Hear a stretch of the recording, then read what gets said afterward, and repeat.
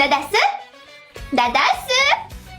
Ha, Dadasi, telefoningizni ekraniga men rasmimni qo'yib qo'yibsiz-a? Voy, dadasi, ko'rib shunaqa xursand bo'ldim. Demak, meni shunchalik yaxshi ko'rib ardoqlarkansiz-da, dadasi. Endi-chi sizga yanada itoatli bo'laman. Hamma ishlaringizni xo'p bo'ladi deb qilaman. Umuman gap qaytarmayman, dadasi.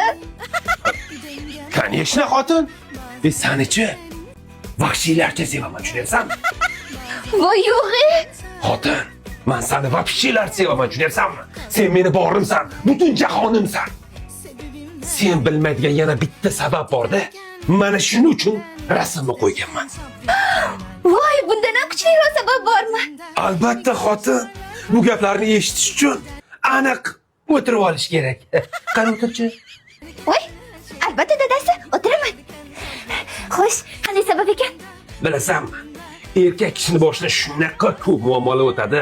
Bu yoqda kredit, oilani boqish, ko'chadagi muammolar, ishdagi muammolar, ota-onaga qarashish, xullas dahshatli muammolar ko'pda. Erkak shuning uchun ba'zida siqiladi, ba'zida yig'laydi. Mana shu paytda shunday telefonim olamanda sani rasmingga qarayman. Voy, shunda biroz yengil tortasizmi? Конечно. Yo'q. Mana shunday muammo turganda, mana muammolar nima bo'pti deb biroz yengil tortaman. Nima? Xotin, sen menga bespashshatning motivatsiyasan. Shunda hozir sevgi haqida gaplashyapmizmi? Конечно. Nyam. Nyam. Nyam. Hayat şaşırtır hep zaten. Ben gittim ben giderken hiç umudum kalmamışken bir güneş var.